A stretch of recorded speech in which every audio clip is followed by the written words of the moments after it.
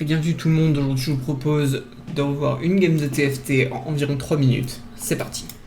On commence par récupérer une petite Taliyah, une Taliyah baguette, on espère jouer Lagoon avec peut-être un Malphite, peut-être un Zac, mais Zac très important.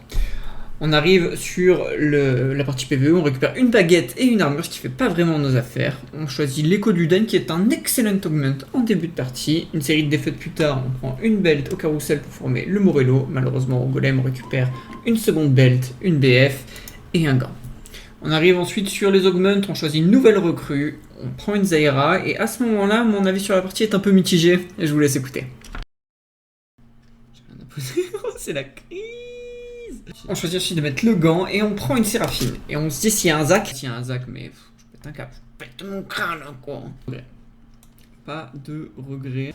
Une goutte d'os plus tard, on se retrouve à affronter cet homme qui va nous poser problème puisque, toujours pas Lagoon évidemment, on place la Bramble et un Jace 2. Ce qui nous a posé évidemment beaucoup de problèmes. Au loup on récupère quelques items et on se rend compte qu'on a toujours pas Lagoon. On arrive donc désormais en 4-1 où je décide de roll un peu, on pose un roam, on décide de poser une seconde Zaira et on tombe sur notre premier combat contre notre Nemesis, on va dire, avec sa Kai'Sa 3. On choisit la trousse de secours comme augment et on se décide de roll un peu et en 4-2 on trouve enfin le premier Zac de la partie. On ne stuff pas tout de suite, on pose le panthéon qu'on a trouvé, on a roll un petit peu, on pose deux Zaira. Et Zaira a désormais le gant crit. Attention, ça va arriver, c'est très important. Graves déposé, on reroll un item, on décide de mettre la BT sur Graves en cette fin de round que nous gagnons et nous revenons de loin vu que nous ne sommes qu'à 26 HP. Lagoon désormais en place, on peut se décider, on voit ce Yasuo, on saute bien évidemment dessus puisque c'est la fin de notre compo. Nous avons théoriquement tous les champions nécessaires pour notre compo, on vend Malphite, on place cette Bramble et on affronte ici cet ennemi qui ne va pas trop nous poser de problème puisque Graves est impérial et Séraphine fait plus que le café. Avec ce Reforger, on se décide de reforge cette belt et on arrive à choper une armure, Fimbulwinter, des items après le dragon, on trouve Zeri 3 et on affronte cette Kai'Sa que nous ne battons malheureusement toujours pas. Ici, nous décidons de vendre la Zaira pour le Zac 2 en 5-3, il était temps.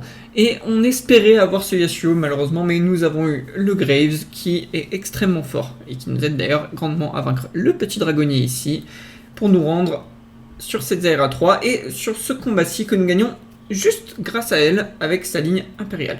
On trouve une BT qu'on décide de mettre sur la Zeri 3, affrontement contre la Kai'Sa une fois de plus et nous sortons vainqueur.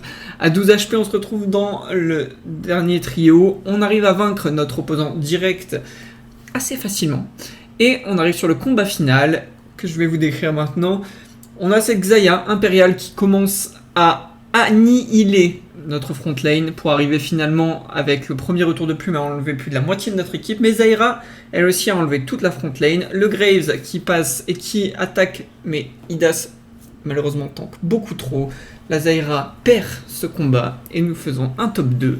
Je vous remercie d'avoir suivi, n'hésitez pas à vous abonner pour suivre la suite, c'était Misclicked, à bientôt.